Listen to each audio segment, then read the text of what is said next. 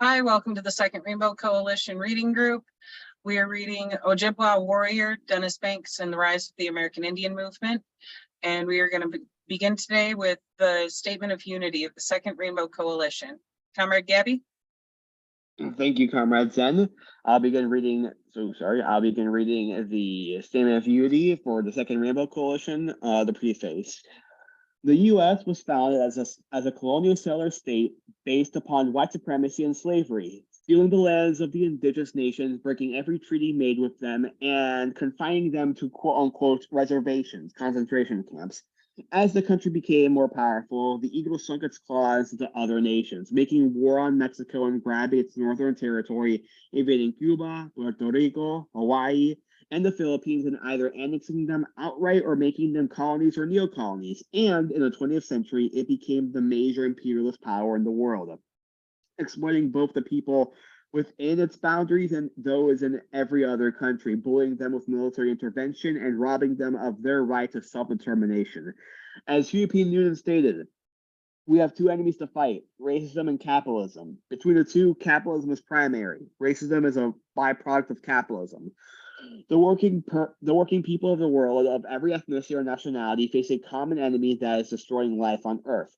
Our enemy is a small ruling class of property owners controlling most of the world's wealth and resources. We must have our basic needs met to live a good and meaningful life. Food, shelter, healthcare, education, freedom from the oppression of the state, and peace with other nations. To obtain these essential things for life, we must have the power to see to it that the abundance that is available is shared equitably. Statement of Unity for the Second Rainbow Coalition. The legacy of the First Rainbow Coalition dates back to its founding on April 4th, 1969, by the original Black Panther Party, original Young Lords, and Young Patriots organization. A number of other organizations joined this coalition not too long afterwards, such as the American Indian Movement, which we are reading about, Brown Berets, Rising Up Angry, the Red Guards, and others.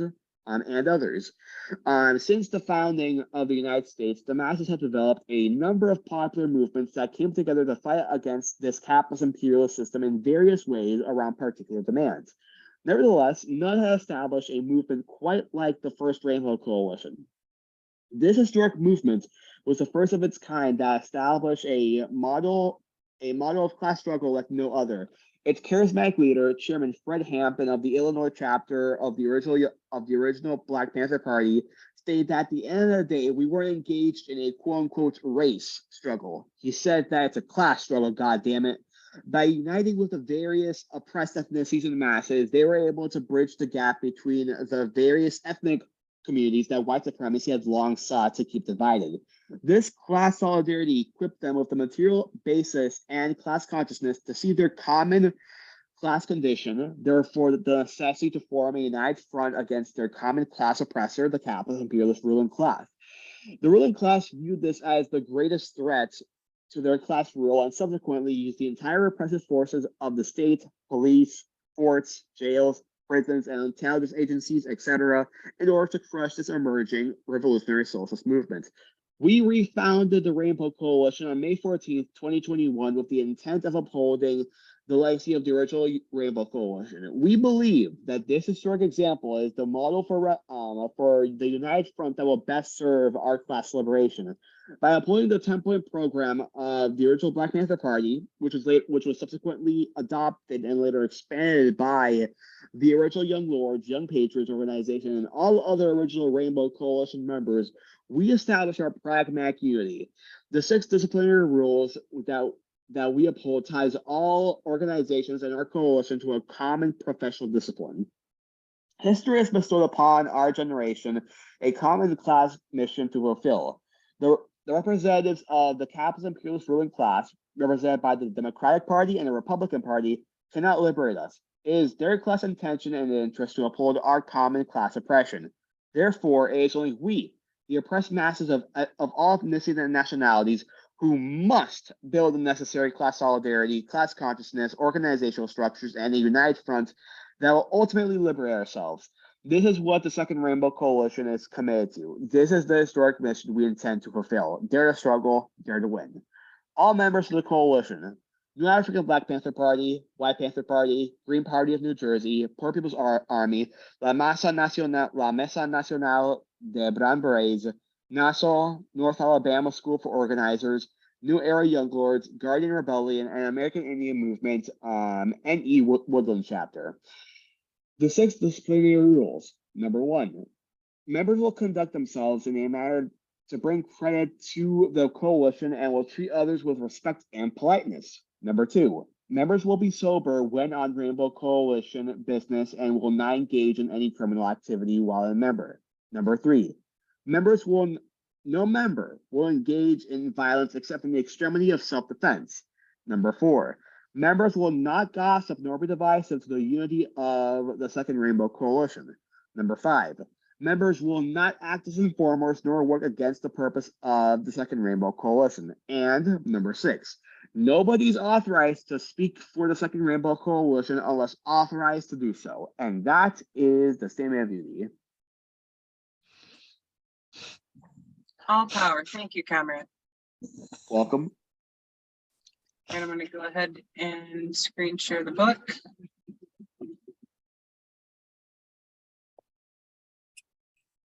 Okay, can you guys see that okay? Yep. Yeah. Beautiful. All right, we are on chapter 24, freedom. The absence of freedom must never make us forsake the path of human love for the path of caged fury. Dennis Banks, 1984. At Onondaga, I was free, but also not free. I could not leave the reservation without facing arrest. Onondaga was becoming a prison for me, a friendly, loving one, but a prison all the same. I was cut off from my life's work, from places that were sacred to me and so many of my friends, and there was only one way to once again live in a meaningful, satisfying life. I had to give myself up and surrender to South Dakota authorities. I talked it over with Kamuk. I said, I don't want to be a fugitive from justice forever. This is not the kind of life I had planned for us. Janklow is no longer governor, and I think that if I give myself up now, I might get the minimum jail time. I could serve maybe 2 years and put the whole nightmare behind me. Then we could really be free. Kamuk and I had the concerns of 4 little children to consider, but I knew that through various support networks, my family would get some help if I was serving time. Finally, Kamuk agreed. The first 2 people we told of our decision were Chief Orrin Lyons and Leon Shenandoah. They tried hard to dissuade us. Going to South Dakota is like sticking your head into the lion's mouth, they said. Don't do it. Stay here where it's safe. Then we told Bill Kunstler. His instant reaction was, are you out of your fucking mind? But we remained firm. Our exile had to end even if I had to serve a prison sentence, so I set the process in motion. We started negotiations with Marshall Young, who would be the judge sentencing me, and with D. Glasgow, the sheriff of Custer County. I had to be sure of getting a light sentence before I gave myself up. What if Young decided to give me the maximum sentence of 15 years? Kunstler and Orrin talked with the judge over the phone. Young wanted to know about my daily activities. They told him about my work with Indian youth, about my policy of no drugs and no alcohol, and about my training Onondaga kids in various sports, giving the judge a kind of report card on me. After considering this information, the judge indicated that he would go easy on me. I had to trust him and take the plunge. I let Bill Kunstler and Bruce Ellison, our Rapid City lawyer, work out the terms of my surrender. Still, I was uneasy. I had some options, either to drive there or fly. But what if I got arrested on the way out? I called D. Glasgow, telling him that we were in fact coming in, but I didn't say when or how. I told him that we would meet him at the airport, either in Rapid City or in Pierre, and that we would let him know more later. We drove to Rapid City and stayed for a day or 2 in Wanblee on the Pine Ridge Reservation at the home of medicine man Richard Moose Camp. We had a sweat lodge ceremony, and Moose Camp burned sage and sweetgrass, prayed, and fanned me off with his eagle wing. I called Sheriff Glasgow to tell him I would surrender to him the next day at Rapid City Airport. Word got around fast. There were about 200 reporters and media people present when Glasgow greeted me and put the cuffs around my wrists. Kamuk stayed beside me, giving her strength to me as we stood there, letting our love for each other be seen. People came from many places, even from Europe, to be character witnesses during my one-day trial and sentencing at Custer. By sheer coincidence, many of them wound up in the same plane flying from Denver, Colorado to Rapid City, South Dakota. Excuse me. John Trudell sat next to Daryl Standing Out. Behind them sat Richard Erdos with Klaus Biegert, a supporter who had come all the way from Munich, Germany. Across the aisle sat Janet McLeod, an elder from Washington State, and a French photographer friend of mine, Michelle Vignes. In front of them sat Lauren Lyons and Clyde Bellacourt. The whole plane was full of friends from across the world who were coming on my behalf. There was a lot of laughter when they found themselves on the same 747 jet. It was almost as though they had rented the plane for a private support Dennis Banks party. The trial was held on October 9th, 1984 at Custer, not in the old picturesque courthouse where I had been tried before, but in a new plain courthouse. Since dawn on that day, 2 Japanese monks and a nun had been chanting and drumming to support me in spirit. The nun, Jun-san, was a close friend who had visited Kamuk and me at Onondaga. The 2 monks came from Massachusetts, where they had built a peace pagoda. What took place was really not a trial, but a sentencing. The trial had been held years before in 1975 when a prejudiced jury had found me guilty. Before I was sentenced, my friends and supporters were given a chance to speak on my behalf as character witnesses to persuade the judge to go easy on me. Bill Kunstler and Bruce Ellison again acted as my lawyers on this occasion. One after another, my friends took the stand. I was touched by their concern for me, which they showed by traveling long distances at their own expense to help me. I still have a copy of a letter I wrote to one of them. It reads in part, "Thanks for your words of encouragement and what you did for me. For a moment, I thought you were Jesus Christ come back to speak up for me. But of course, you didn't have any holes in your hands or feet." At the end of the testimony, the judge gave me 3 years. It could have been worse. The proceedings should have ended at 3 p.m., but testimony was still rolling on at 6 p.m. Some of my friends who had planned to fly back home on the same day missed their flights. They all got together at a nearby church where Father Garvey, an old-time supporter, acted as host. The day ended with Jun-san drumming to the chant of her prayer. I served 1 year and 2 months of my sentence. At first, I was incarcerated in the South Dakota State Penitentiary at Sioux Falls, a maximum security prison.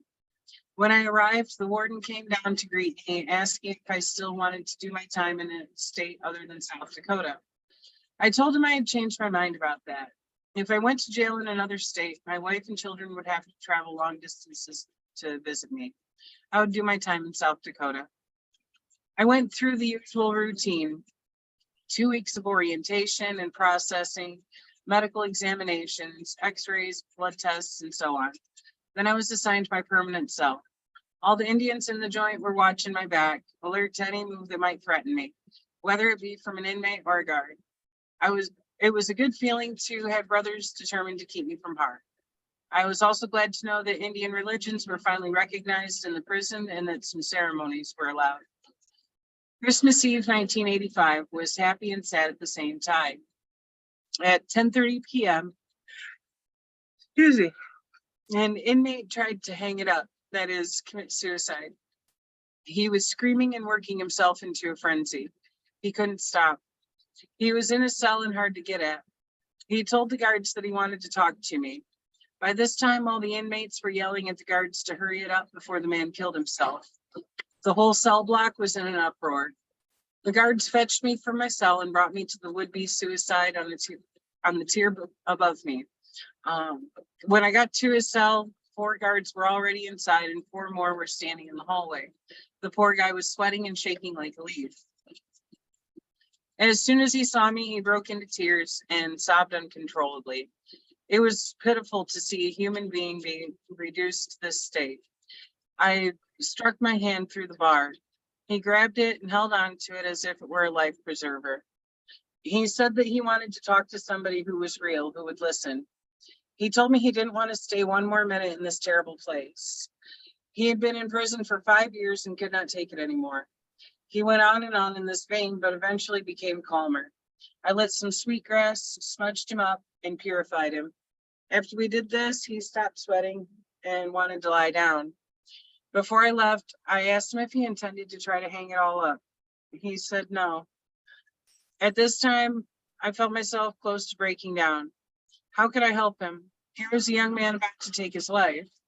He wanted to die so that he would not have to spend his life in prison. For him, death was the road to freedom. I hoped that I had convinced him to go on living, but was his spending a lifetime in prison any better than dying? I didn't know the answer. Finally, he said, thanks. Thanks a lot. He shook my hand and lay down on his bed. Christmas Day was different. After the evening meal, trustees handed out popcorn balls, peanuts, walnuts, apples, and oranges, while inmates sang out the usual Christmas songs. The singing was great.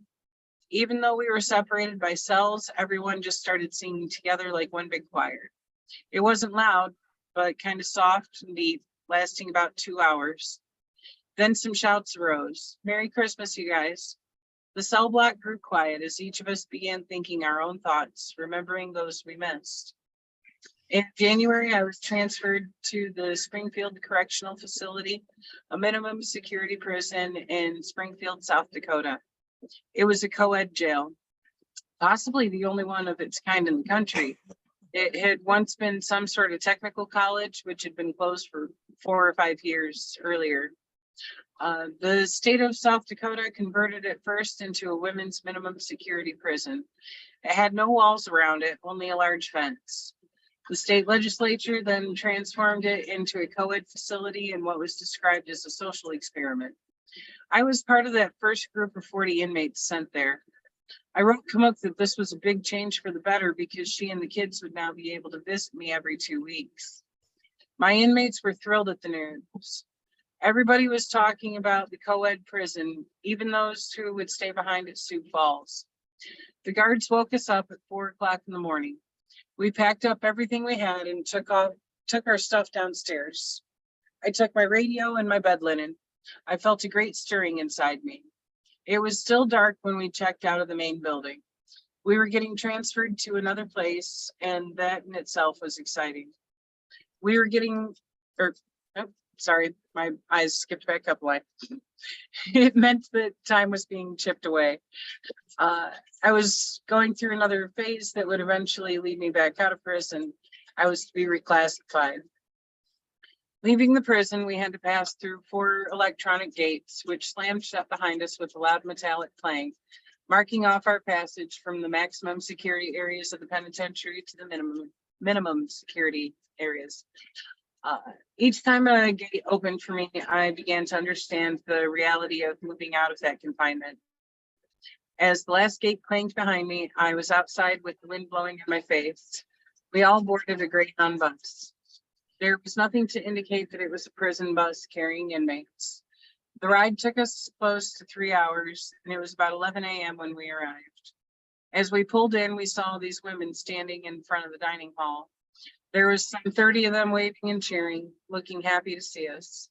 As we got off the bus, the women were smiling, laughing, and making suggestive remarks.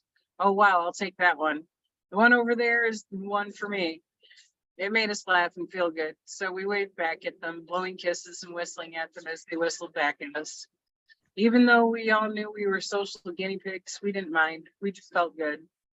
We were taken inside for a half-hour orientation session, and they told us, we'll go through the rest later after we eat lunch. There will be women in there eating with you at the same table.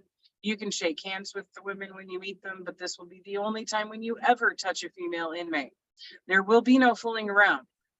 I went in with 2 pals, Antelope and Brings Plenty. We went through the line with our trays and looked for a place to sit. There were 3 or 4 women at almost every table. 3 tables were empty.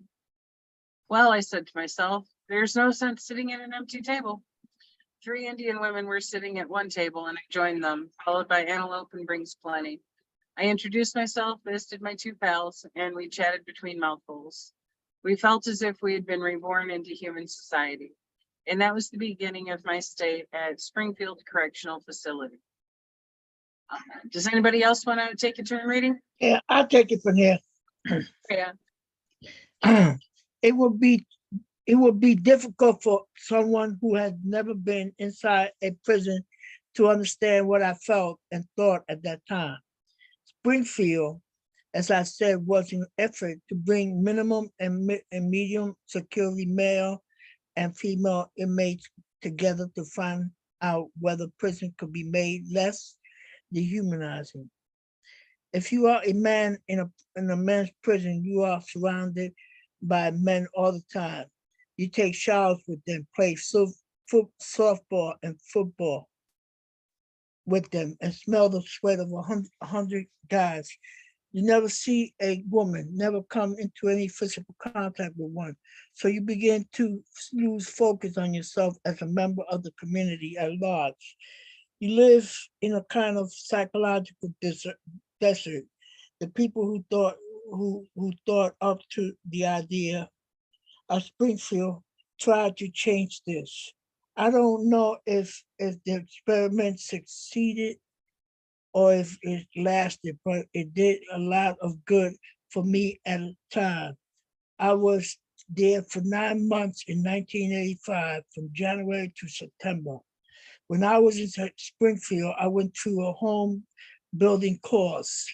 They taught me how to put up a house, roof it over, wire it, and do the cabinetry. I was so proud of my first cupboard that I carved my name in the back of them with the date and year. The first house that was constructed by the men and women of the correctional facility was sold to a private party. I was released on parole just as the very last nail was driven into a roof shingle of the house I helped to build. In April 1985, while I was still in Springfield, my paternal grandfather died. He was 103 years old. My oldest aunt, Annie Ch24, and on our reservation. His name was BR, but we call him Pops. I tried to remember him through my small boy's memories. I recall that every day he had his snuff, and he had cigarettes that he would puff on them, lay down to burn out on his own. He would take just one puff and then forget about it. He never brought his cigarettes in packs, but had a large pouch of loose tobacco to roll his own.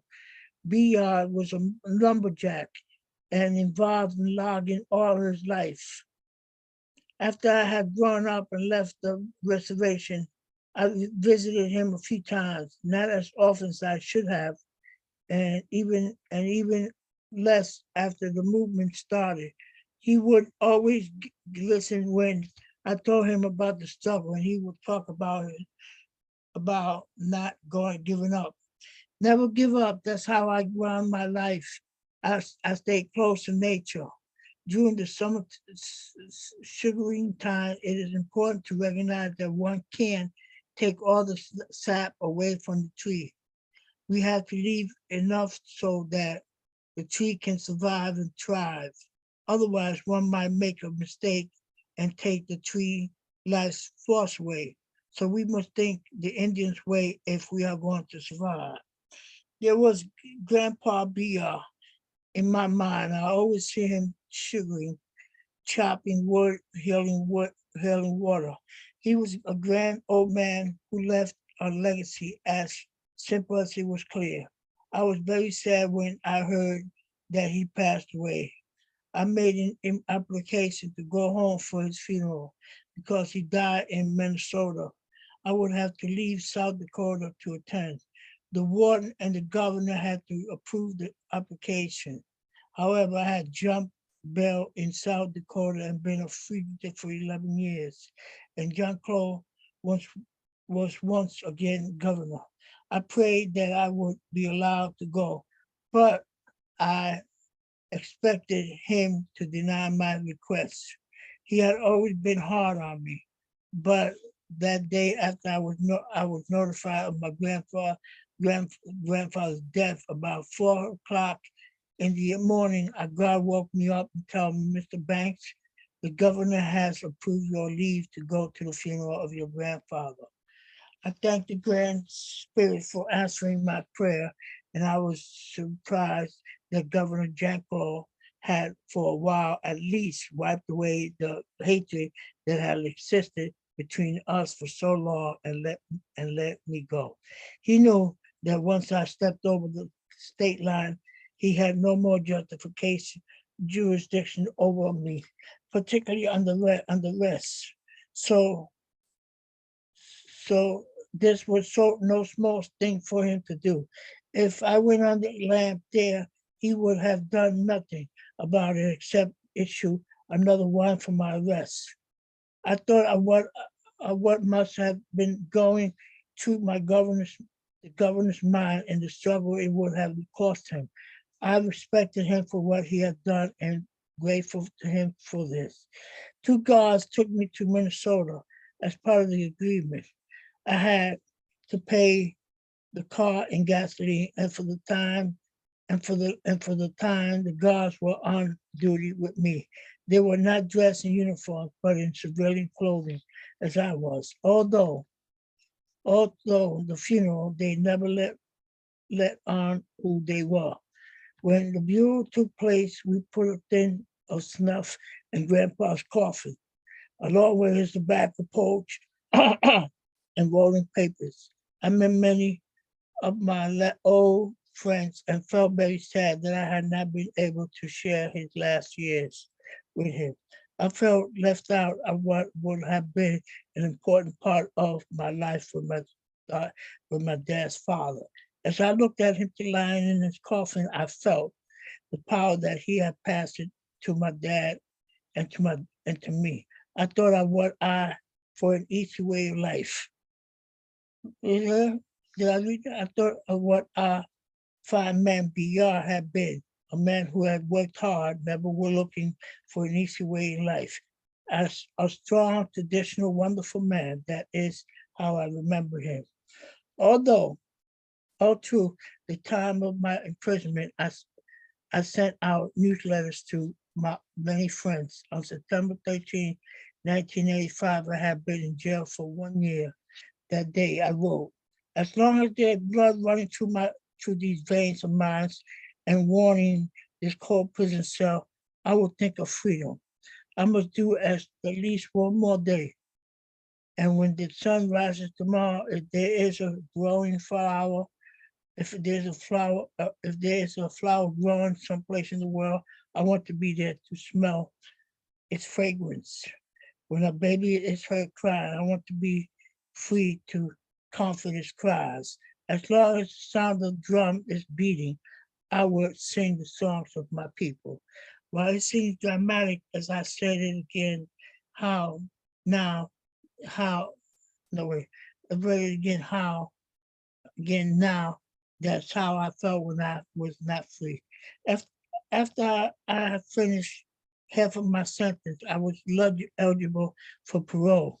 On August 6, 1985, the parole board granted me my release on the condition that I wouldn't find a job on the outside. I received a job offers from many places around the country, but I applied only to the Lone Man School on the Pine Ridge Reservation. I wanted to be close to Kamuk, her family, and so many of our old friends. At first, I asked for a teaching position, but I lacked the necessary qualification. Then I applied for the position of drug and alcohol counselor and running coach. I filled out the forms and filed them off. One one question of the application asked, "What experience do you have as a running coach?" I put down, I ran from FBI for 11 years and they never caught up with me. Of course, I also mentioned the work I had done with the Otyanga Eagles. The school board must have had a sense of humor because I was accepted.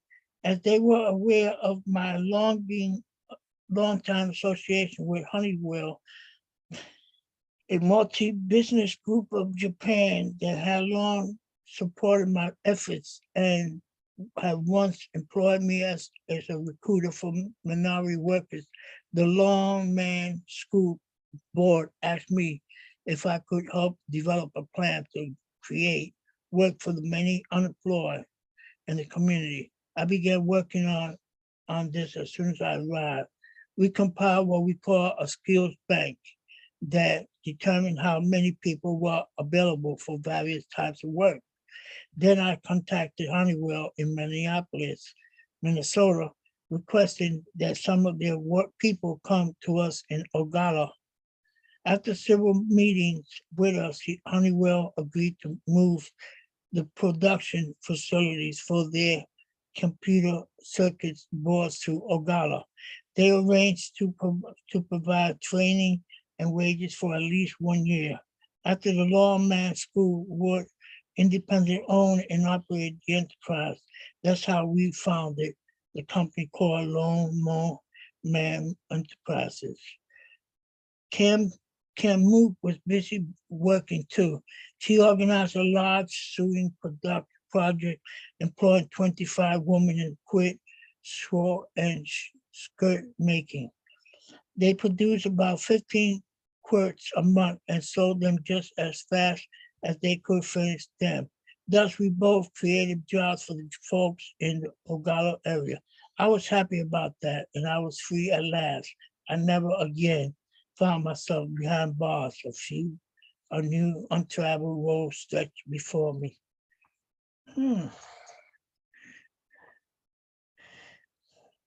Wow, I finished up the whole chapter, huh?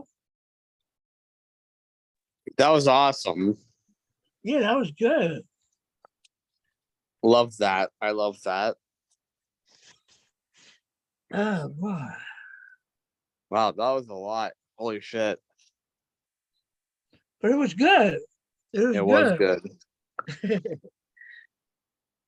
His experiences gone from one prison to another, and then being closer to his family. Hell yeah. The only thing is that, it was very hurtful to know that his grandfather passed away, Uh-huh. I mean, that's not something that, when you're in prison, it's not easy to handle, man. I know, I remember when I received a letter, a note from my sister in Puerto Rico stating that my stepfather, who raised us, passed away. I was hurt. I was really hurt. Because in spite of it all, man, when I was in jail, when I was going through my earlier parts of jailing, and I was in the detention in jail in Brooklyn, waiting, going to trial and all that. My stepfather was always there. He was always there. He was always coming to see me. Practically every other day, he would be in a jail just to talk to me. And when I went upstate, he couldn't make it every day, but he could make it at least every month.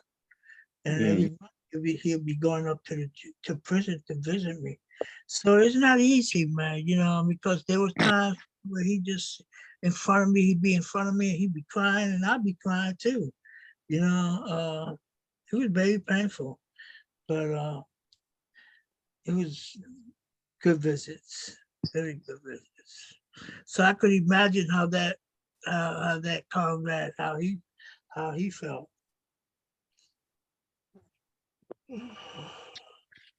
I'm sorry to hear that your stepfather, correct? Yeah. I'm sorry to hear that your stepfather passed away, Comrade Jay. I'm sorry to hear that. I'm sure he was an amazing person. Yeah, he was. He was. I mean, he had his moments, but I must be appreciative of the fact that he always came to see me in jail, and the humiliation that they put him through just for him to see me. Because it's not only a question that family comes to see you, it's the humiliation that they put them through. Going in prison, they have to go to, You know, they got to sign some papers, and you got to take everything out your pockets. You know, you got to take your shoes off. It's very humiliating. You know, so but he nevertheless he tolerated it because he wanted to see me. So that was good. You know. That's good to hear.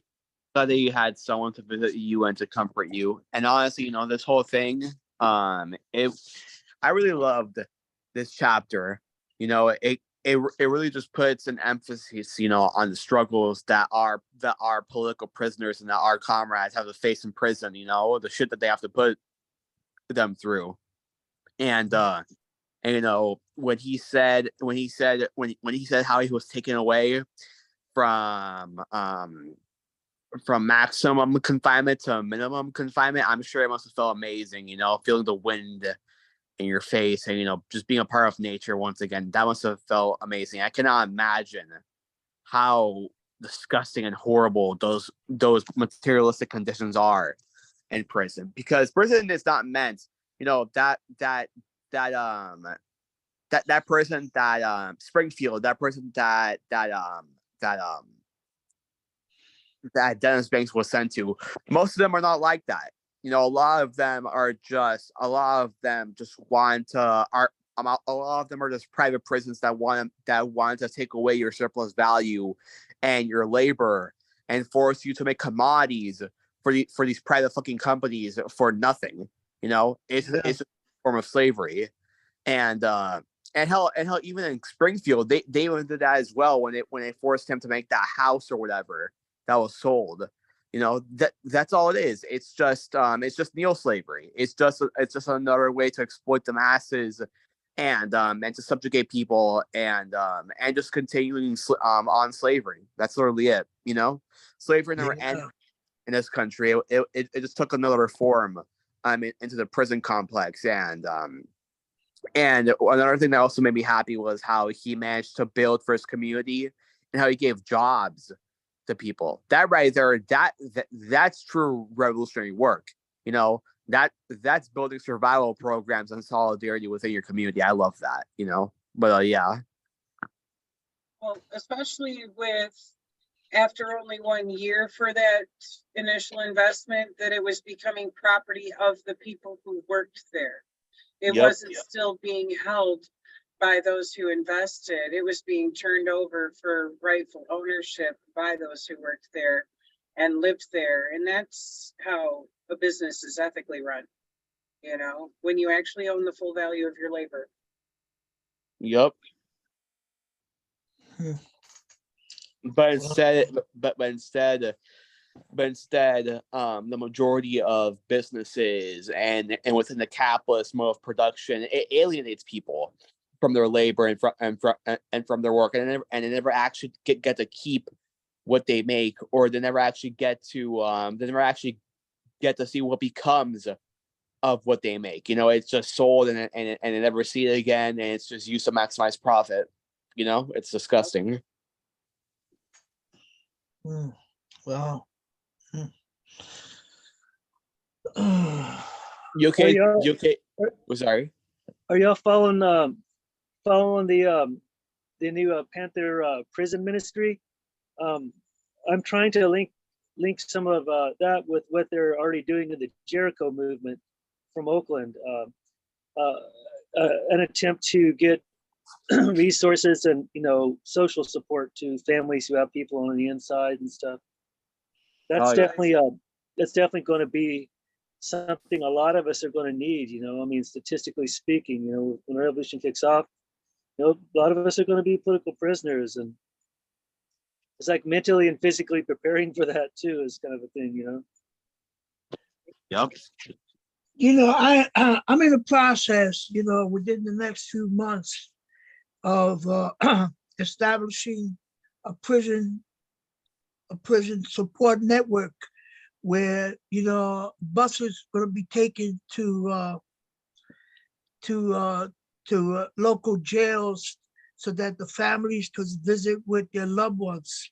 I'm going to try to start that, And I also gonna try to start something pertaining to, you know, when prisoners in upstate, upstate are not in contact with their families, how to connect the families with them, as well as making sure that the brothers or sisters, you know, that in the prisons are able to acquire a little bit of money, just going to be sent by us, you know, so that they could have something to buy in their commissaries, because a lot of the families cannot afford it, you know, and a lot of families cannot afford even to take to travel unless you know, paying to travel. So that transportation is going to be rent. It's going to be free, you know. And part of the meeting on the 28th, I don't know. I think I told you all about it. You know, we're gonna discuss a lot of issues. The Attica brothers are gonna discuss a lot of issues, because we want to establish something, man, where, you know, if I get a phone call from someone who's having problems in jail, I should have access to a lawyer immediately, so that lawyer could in turn get in contact with the officials in the prison and stop the harassments of people. You know, so you know, I sit back and you know, I'm being cool, but I got a few things I want to start, you know, hopefully by next month it'll start happening. Hell yeah. Hell All yeah. power. I would like to try to emulate what you're doing out here in Los Angeles. I'll be following it, and I'll try to. You know, Youth Against War and Fascism. I don't know if you ever heard of Try it. to follow kind of the model that you're setting up. Patient thing. What's that? The Youth Against War and Fascism, that was part of the Socialist Workers' Party back in the 60s and the 70s. The Youth Against War and Fascism. There was a brother in that organization named Tom Soto. He was really close to me, you know, and he went to Attica. He didn't want to leave the yard. You know, I told him, you got to leave the yard. He said, no, if they're going to kill you, Chad, I want to be here so they could kill me too. I said, no, bro, you got to get out of here. And so I eventually got him out of there. But you know, he passed away just a few years ago. He was a good brother, and he's the one that started the buses to take families to the joints, to local jails and stuff like that. You know, so I'm gonna get in contact with some of those people to see how they set it up. You know, so I could set it up myself. Hell yeah.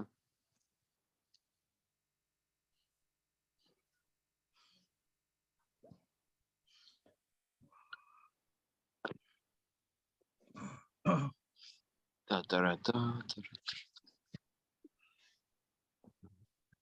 So that sounds like a good idea, huh? Yup. Yes, absolutely. It's much needed. You know, that's definitely something we should discuss further, and maybe network on, you know, like Dr. Rob was saying, between you guys and the prison ministry. So far, you know, what we've been getting going is the stuff that we can set up as far as mailings with people who are in prison. Exactly. We could do it too, man. We could do it in this organization. We could do it. Yeah. No problem. Like, we're starting out with that, where, you know, like the first few pages that we're mailing them are going to be the Write On newsletter. And then, you know, a packet of like education materials from the Hassan Shakur intercommunal education. So that's going to be a nice start there, you know, being able to touch base with people. But yeah, eventually that would definitely be a goal to have, to, you know, acquire some vans and buses and stuff to be able to take people to actually see their family, you know, to take fellow comrades to, you know, go do that prison ministry in person. Exactly. Beautiful shit. It could happen. We just got to do it. Yep. Nothing is impossible, man. You know, as revolutionaries, man, nothing is impossible. We could do it. You know, we gotta take care of our own. You know, that's the bottom line. You know, and we know, man, a lot of brothers and sisters in them joints, man, don't have no families whatsoever, none. You know, and if they do have families, their families are not able or cannot afford to come see them. You know, Right. and so that you could imagine all of a sudden, man, my mother, you know, comes to see me. I ain't seen her in like 4 years. How you think I'm gonna feel? You know, how you think she's gonna feel? Overwhelmed, but in the best ways. You know, so that's what we gotta think about, you know. Hell yeah. And a lot of people don't realize just how lonely it is being locked up, you know, and like I've never done prison time, so I can't even speak to that one, but I've been in county and it sucked. the little bit of light that was shined in my days was when my lawyer would show up with letters from my friends and, you know, be able to take some back to, you know, for me to write to them and stuff. But yeah, like actually having some community connection while you're locked up does wonders for you, you know? It's necessary. We're still human beings, damn it. Yep. That's right. That's right. We're still human beings, and we deserve, it is a human right, it is a human necessity to have that community, you know, to have our basic needs met, you know, universal education, Exactly. universal health care, universal housing, food, water, community, and so on and so forth. There's things that we need to survive. We are social creatures. We need to we literally evolved to live communally with one another, to live in a community as a collective, to do what's best for the whole, and not just what's for the best for one person or one singular group.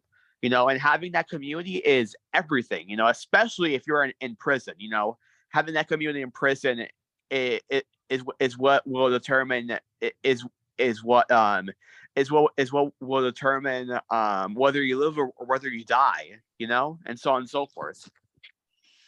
Exactly. You know what it is, man, to receive a phone call, man, and say, man, listen, my son is in jail, man. He needs $25, man, to buy some items, and to come and say, could you afford it? And you say, yes, we could. Give Oh me yeah. the address of your son, you know, and we'll send it to him right away. You know, and of course we're gonna have lawyers involved, man. We're gonna, you know, we're gonna have lawyers involved, so we gonna be okay, man. We're gonna be okay. Oh yeah. Hell yeah. Oh, I love you guys. You guys are awesome. Speaking of lawyers, the Second Rainbow Coalition legal team has Exactly. been reformed. Exactly. So I'm glad to see that, you know, that now we have people on board to be able to seek out counsel from, and, you know, fight cases if anything does come up. Exactly. We need all these things available at our disposal, man. You know, revolution is about work, and it's hard work. It's not easy work. It's hard work, but it has to be done. Right. It's more than just words. So, you know, when we speak on dual power and how to build that within our communities, that's what these programs do, is building that dual power. We can't just talk about it. It's a lot of work to actually build those resources and networks, you know, and you got to start somewhere.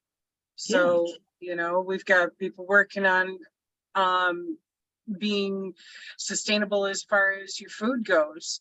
You've got people working on prison programs, you got people working on housing, people working on healthcare, you know, so it's all important to bring all of that to the picture and actually start creating those resources to serve the community with, so we're not fucking dependent on the capitalist system that's done nothing but fuck us out of access. That's right. That's right. That's right. That's right. It just wanted you to a phone call. Yes, hello. Oh, okay. Then I call you. I call Trish. Hey, Trish, you need to get in contact with William Cussler, man. You know, et cetera, et cetera, et cetera. I see your note, Rob. Drive safe and Panther love. Yep. Mm. I love it. Also, sorry if I'm not as talkative as before, y'all. I'm just very sleepy. Sorry if I'm not as talkative as before, man. It's all good. I'm kind of feeling that way today too because the heat's getting to me and I'm just like, Man, I just love having these conversations with you, and it's always just nice and lovely, and and exactly as you were saying, sister, saying, in order to build that power within that community, in order to build bases of liberation and to engage in praxis and revolution, we have to build that from within our communities. We have to first educate ourselves and then educate the people. And the way we educate the people is through participation. It's through observation and participation. It's by providing for their materialistic needs, building those survival programs, and applying a mass line to our communities. And then once they see that this shit works, they will engage in our ideological and political line. They will engage in that work. They will engage in that practice. They will engage in class agitation and organization. Because the masses have to see that A, this works, that B, there is a possibility for better, and that C, how it benefits them, because this is the People's Party. The Second Rainbow Coalition and the UPM, it is the People's Party. It's everyone's party. It's not just one person's party. It's not just Chairman Zulu's party or Captain Africa's party or one single person's party. It's the People's Party. It is a tool for the people, by the people, to engage in revolution. Yep. Yep. Absolutely. Yep. That's the bottom. Yep. That's the bottom line. Yep. No. There are, as Comrade Mao said, there are no such thing as liberators. There is no such thing as a liberator. The people will liberate themselves. And we are all our own liberators. We are all revolutionaries. We all have that revolutionary potential. There is no such thing as some liberator coming to save us. There is no Jesus isn't gonna come. Jesus isn't gonna That's right. That's right. That's right. Jesus is not gonna come to save us, y'all. Yeah, people been waiting for that man for the last 2,000 years. He ain't here He yet. ain't coming. He ain't coming. Like, can we start doing something to help the environment and to Yeah. help when it comes to everybody having access to basic resources for fucking survival already? No. They're like, no, wait for Jesus to come back. And I'm like, no, walk in his fucking footsteps and do the shit that he would do. Yeah, You want exactly. to call yourself a Christian because Exactly. That's right. he didn't That's come right. out like, hey, I could, heal you or feed you, but you better fucking pay me first. I've Like- said before, I said again, that Jesus was a proto-Marxist. Mhm. He was a revolutionary of his time. Yep. Hell, Out of bankers and all. in his time, Jesus was considered a terrorist by the Roman Empire. Yeah, he was. He was. Yep. If anything, that story should lead an example of like how to stand up against corruption that's happening between the church and government that is causing fucking mass oppression to everyone around you. Because that was the point of the story. Yep. But no, Jesus loved capitalism. He loved money, y'all. Come on, man. Come on, man. Building a business and exploiting your community, that's something that Jesus would have done. Come on, y'all. Put in, guys, I promise you, if you pay me $50 a week in a few short days, you can become rich just like Jeff Bezos, guys. Come on now. Pay my monthly tuition. Come on now, guys. Now you're diving down the prosperity gospel hole. Please don't. Please. Fucking hell, bro. Like I swear. Fuck. What happened to Joe? Don't you know I need a new jet? And God said you're gonna buy me a new jet. Where's my jet, people? Where's my flying car? Oh wait, I gotta drive my son somewhere. Revolutionary love. Good seeing y'all. He left. Damn, Comrade Rob left. Yeah, he took off when I said I seen his note and told him to drive safe. Mm. Well, Oh goodness. Don't lose a long laughing so fucking hard over here. But you know, yep. We've got to actually build these networks within our own communities and start, Yeah. Doing these things for ourselves. When it comes to autonomy from the system, we have to actually build that ability to survive outside of it, because look at what the fuck it's doing to itself. It's consuming itself. Yep. There's only so much consumerism you can push before the whole shit fucking just consumes itself.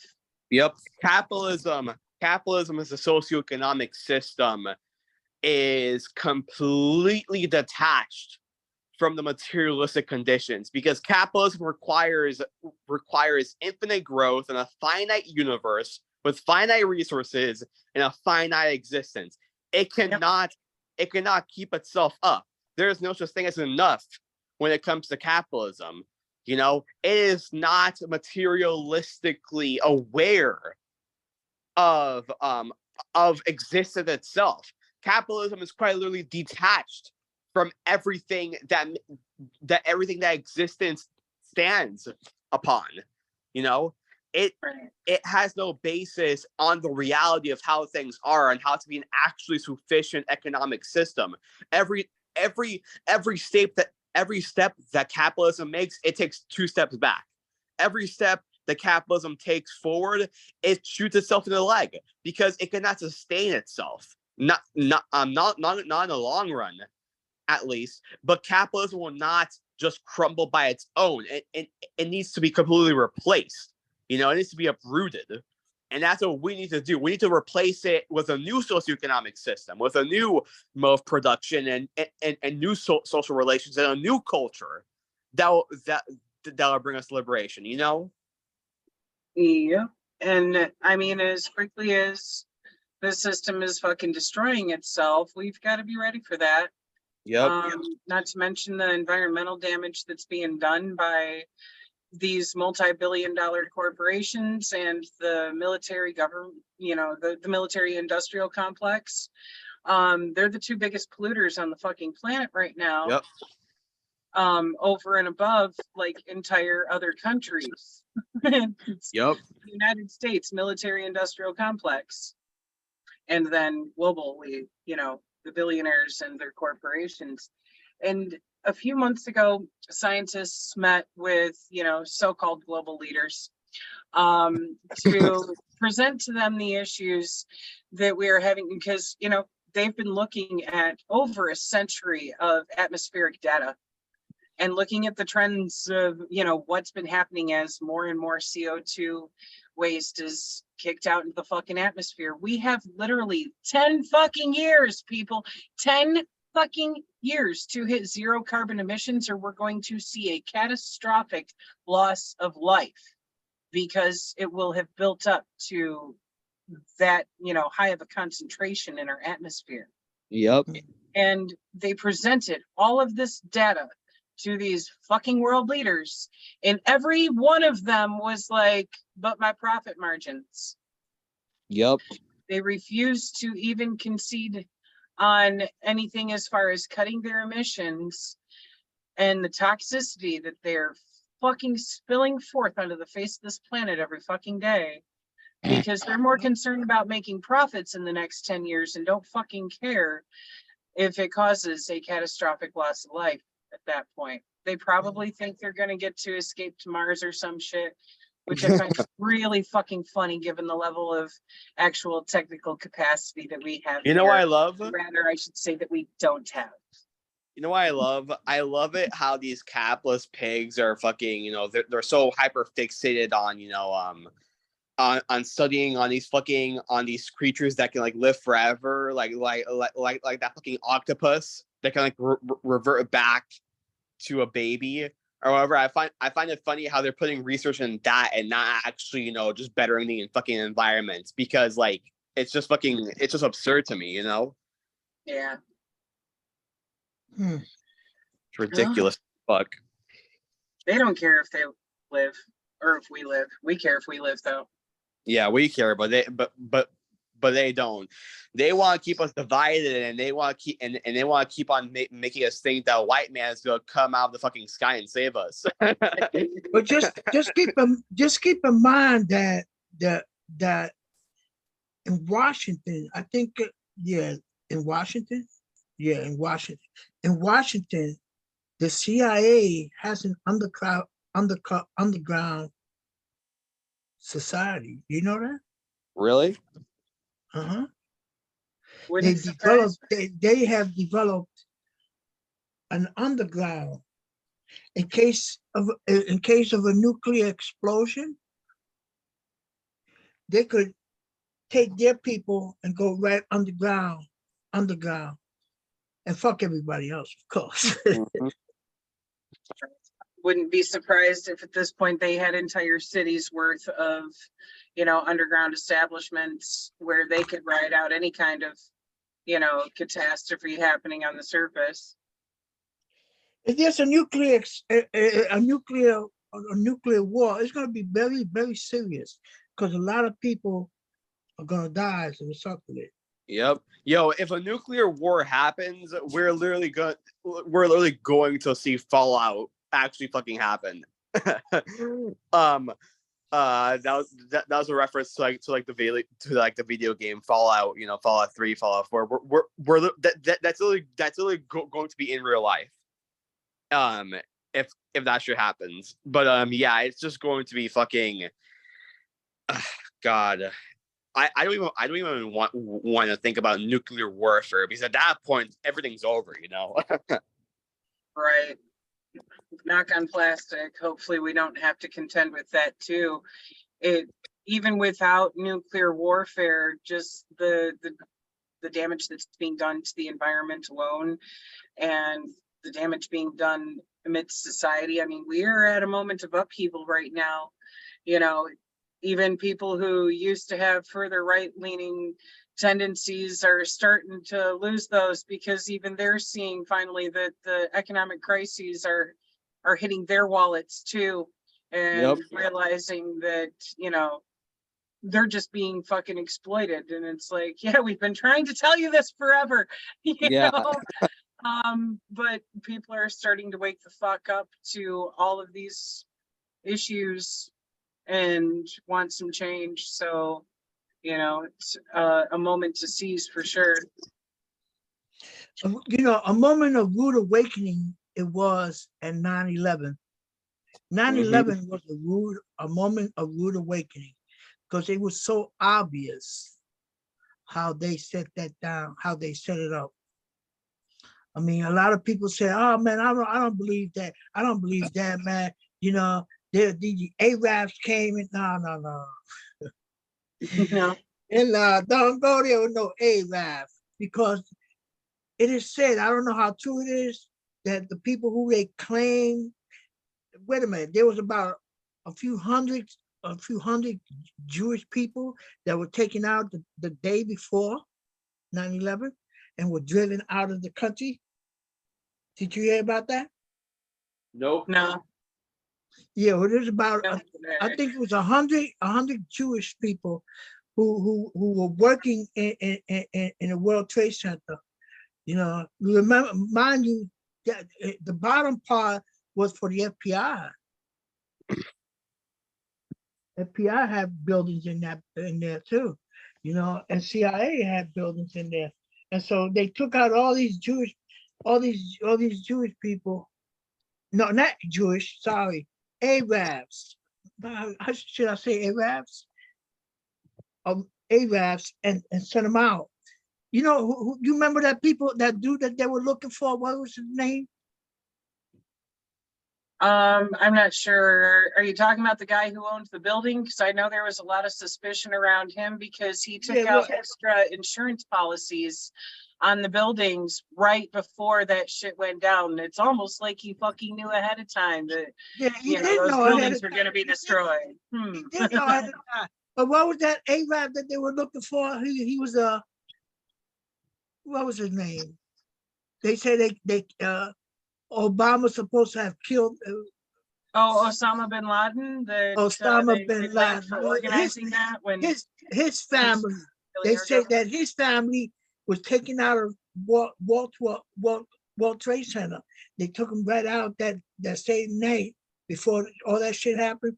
They took him out and took him back send them back to the country. I don't know how true that is, but you know, I said, wow. There is a lot of stuff that's publicly documented that would make you raise an eyebrow, at least, like awards that our government had previously given to people who they turned around and claimed to be terrorists. And I do believe bin Laden is on that list. But you Yeah. know, You know, there's for so that. many things that point to that having been a government setup you from know, start to finish, like the fact that not a single fucking high-ranking government official, not Congress, none of them, nobody from the White House was on a fucking plane that morning, and that is unheard of for not a single government official to be using a plane to travel for even their work or to go back home. you know what ISIS, Al Qaeda, and the Taliban all have in common? You know what they all have in common? Every single one of them was funded by the U.S. Every single one of them. Every single one of them was funded by the U.S. Operation Cyclone, I believe it's called. The U.S. government actively promotes proxy wars by funding these right-wing groups who intentionally cause damage and destruction within these foreign countries, and then they use that as an excuse to go, hey, look, X country's in danger, let's go save them, when they're the ones that put them in that situation. The US actively makes these things worse. I am not going to say, anyone can say anything about, whether or not 9/11 was planned or not or whatever. But one thing that we do know is that the U.S. used 9/11 to bolster white supremacist groups, anti-Islamic sentiments, and to invade the Middle East to maximize profit. They actively used 9/11 to antagonize, to subjugate, and to colonize Middle Eastern people, to siphon their resources and to take away their right to self-determination, to take their surplus value by making it seem, by using 9/11 to say any one of these Middle Easterners could be a terrorist.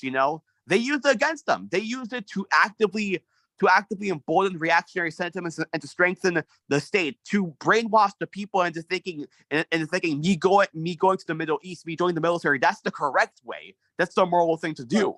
It's backfired on them now, though, because now the military's having trouble recruiting because more people are fucking aware and, not going to play that bullshit. And I've seen some golden fucking responses to some of these recruiters of people being like, sure, I'd love to sign up. Do I get to pick which oil company I'm going to fucking die for? It's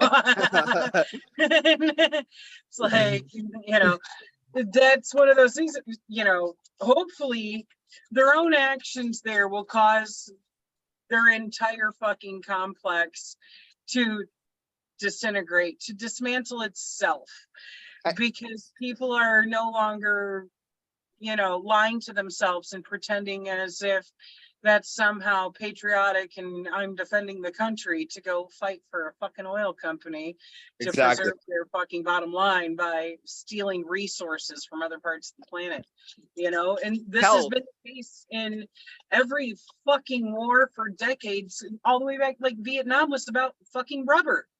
Yep. We're invading them to try to steal their rubber. Yep. Literally. And the US has realized that their little proxy wars in the Middle East and that emboldening white supremacists to invade the Middle East is backfiring. So you know what they're doing now? Russia and Ukraine. That's what they're doing now. That's their new big bad for right now. That's the one that they're encouraging because once that whole news of because once they started that because once the U.S. intentionally heightened antagonisms between Russia and Ukraine, you barely hear anything now about the Middle East. You barely hear anything now about Afghanistan or Iran or Iraq. You barely hear anything about that anymore. It's all about Russia. It's all about Russia and Ukraine. It's all about the next proxy war that will maximize profit. Because you want to know why that war even happened in the first place? It happened because the U.S. actively wanted Ukraine to become to join NATO, so that way they could sell their oil to them. That's why. Yeah, that's why they fucking did that shit. Obama's administration, along with NATO leadership, that set up and funded the Maidan coup in Ukraine in 2014, which was the Nazis there overtaking the government and overthrowing a democratically elected one in order to let the US and NATO literally handpick which fucking Nazis they were putting into power there. Every fucking one of them, these right-wing extremists who are straight up white supremacist fucking trash. And that's why Donetsk and Lugansk separated and declared themselves independent in 2014. They were like, we want nothing to fucking do with your shit, you know, especially being an area that is predominantly ethnic Jewish, ethnic Russian, ethnic Romani, and all the people who are basically the targets of these fucking Nazis wanting to commit genocide on them. I mean, even before Russia stepped in, there's been 8 fucking years there from 2014 to 2022 that Ukrainian fucking Nazis have been bombing and shelling the fuck out of schools, homes, you name it, all through Donetsk and Lugansk, trying to eradicate everybody there who is standing up against them. And the Azov battalion. They're the ones that most people are aware of, but it goes so much deeper than Azov.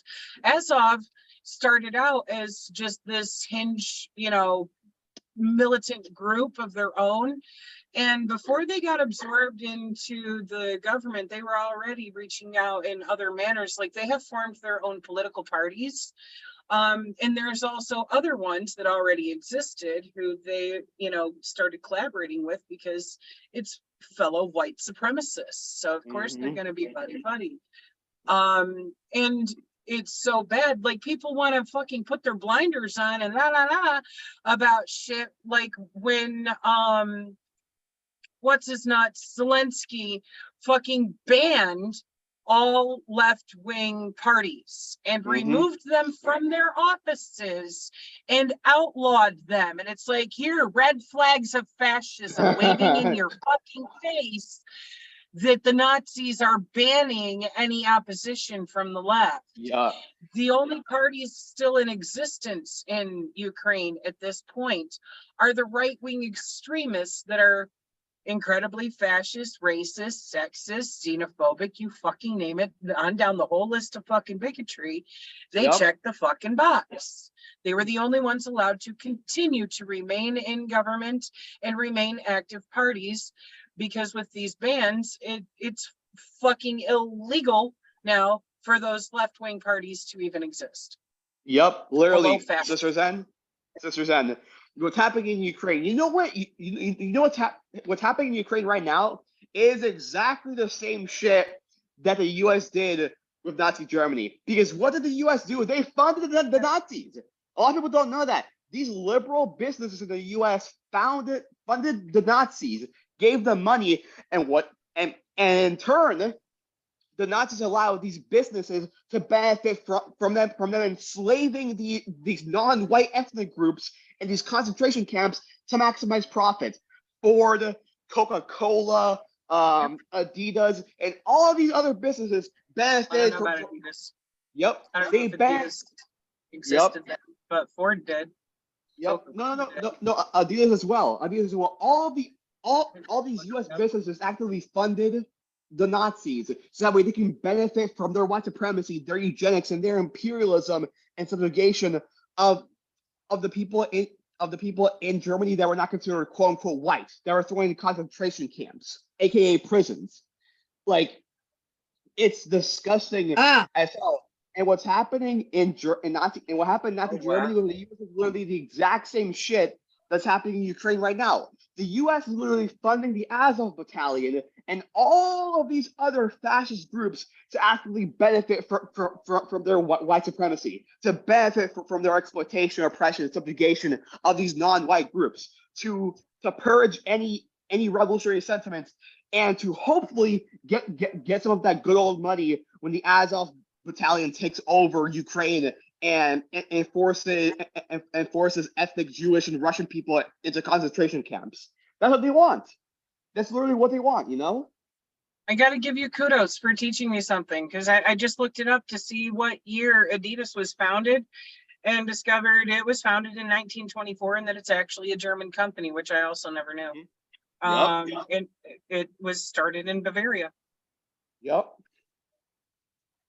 by Adi Adolf Dassler. Yep.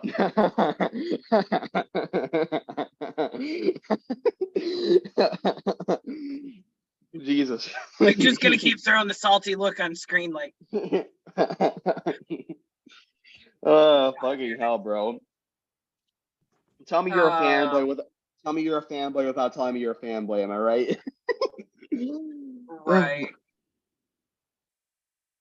Jesus fuck.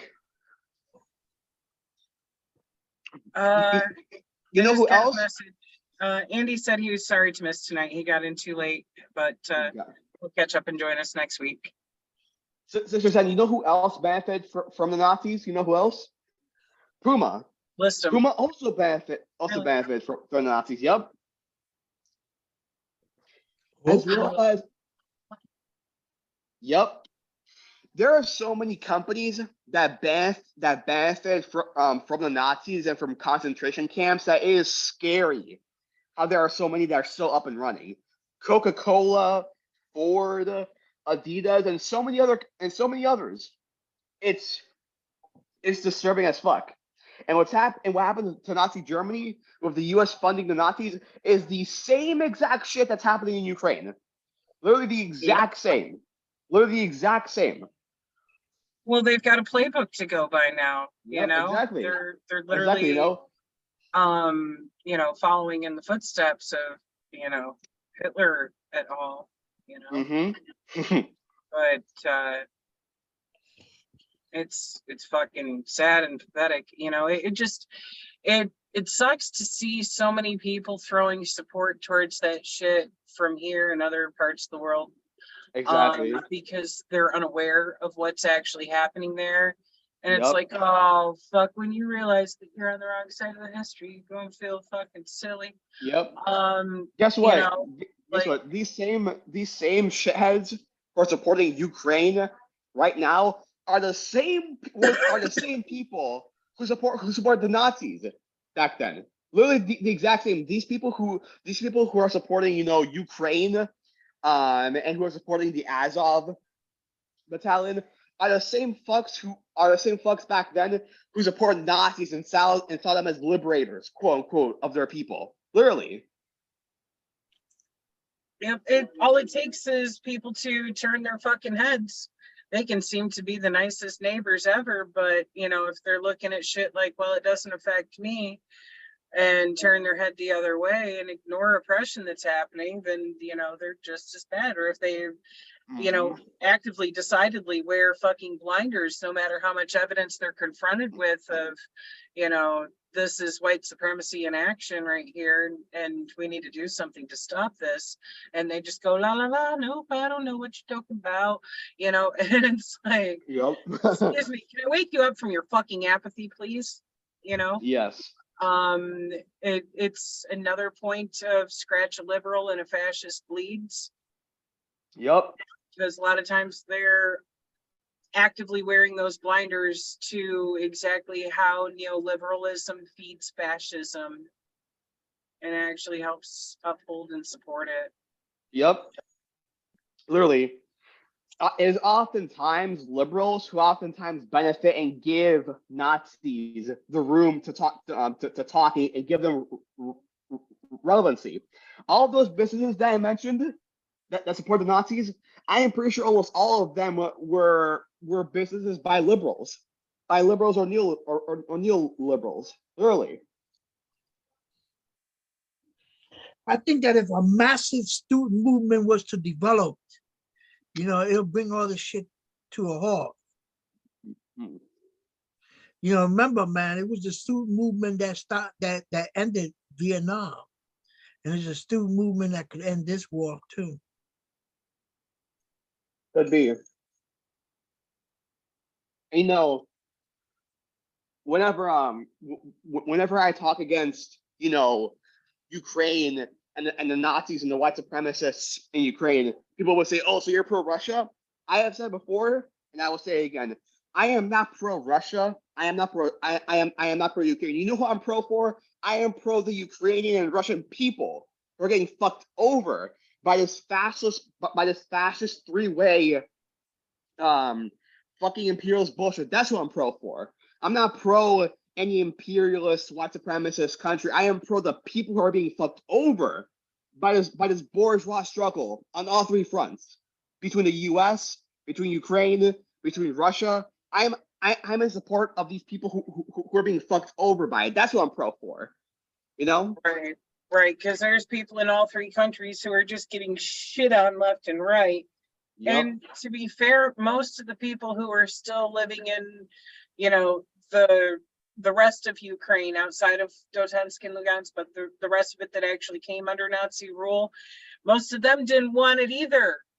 Yep. But these Nazis literally were doing shit like they firebombed protesters in, I believe it was a train station or a bus station. I would have to look it back up.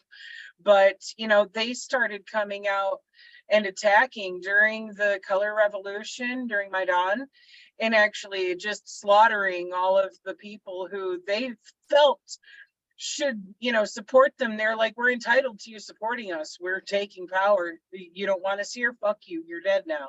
Yep.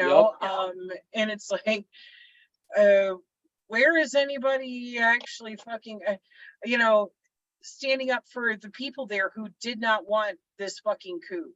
Nowhere. But nowhere. Literally nowhere. How it was our fucking government that funded the coup in the first place. Of course, they're not going to send munitions and support to the everyday Joes there who, didn't want this fucking Nazi coup and don't want to be fucking ruled by Nazis and don't want to be at war with their own people in Donetsk and Lugansk, let alone at war with Russia.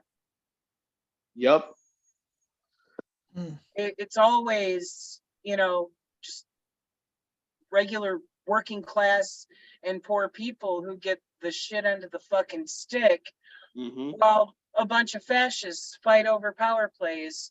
This has been nothing but a pissing match of, like you had said to begin with, of NATO trying to make a land grab and get themselves a spot where they can secure weapons closer, where they could shoot rockets straight at Moscow. And it's like, dude, can you fucking let go of this dumb shit already? They've been salty ever since Crimea voted to rejoin Russia in 2014. Big fucking mad about that one. And it's like, well, that was their choice. Over 90% of the people voted to rejoin Russia rather than be at risk of being in the position that Donetsk and Lugansk are right now, of having, been annihilated for 8 fucking years. Well, 9 now, because it's been a little over a year since the shit started. But they were trying to avoid being at the behest of fucking Nazis attacking them. I don't blame them for rejoining Russia. That said, fuck Putin too, because he's a fucking fascist pig himself and, an unethical shithead. So it's not even about, oh, we must support Putin. Nah, we support the fucking people. Yep. Guess what, sisters? And you know who also benefited from Nazi Germany. You know who else? IBM. Oh yeah. Yep. Yep. Big time. IBM, Alcoa, Alcoa, General Electric also benefited from the Nazis as well. Kodak as well, and so on and so forth. The list goes on. Like I am telling you, there are so many businesses that people use today that literally benefited from the enslavement of Jewish people, Slavic people, Black people, Indigenous people, and so on and so forth. Like it is disgusting how so many of these businesses are still up. The fact that Coca-Cola still exists is a fucking disrespect to the Geneva Conventions, you know? Literally. Well, I mean, a lot of those companies played both sides, you know? Mm-hmm. They were like, we see an opportunity to benefit, you know, financially from this. Let's fucking exploit it. Why? Because that's what capitalists do. Yep. Also, I will just warn y'all in advance, we're getting hit with sandstorms. So if my signal cuts out, sorry. We've been getting warnings about it the whole time we've been on the call here. And the winds have started kicking up and rocking the whole boat. So. Oh boy. I hope your trailer doesn't flip over. Yeah, I don't think it will, but you know, the sandstorms tend to block out the internet signal when it, you know, gets to blackout status, which is what they were warning about. So I'm not surprised it's getting close to sunset anyways, so it's not going to take much for the sand to black the entire sky out, but you know, interferes with communications. But I just looked at the clock though, and we're actually at like 2.5 hours now, so we should probably wrap this up anyway. Yeah.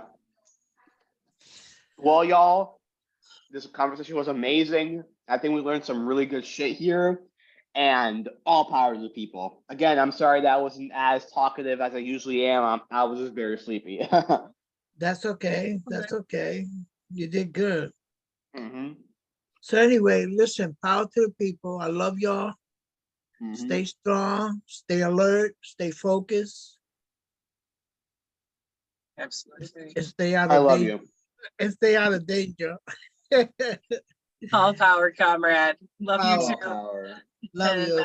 Bye. we'll see you guys tomorrow for Wretched of the Earth. Oh, hell yeah. I'm super excited for that, y'all. And remember, guys, Jesus is not coming for us. He ain't coming for me. I know that for sure.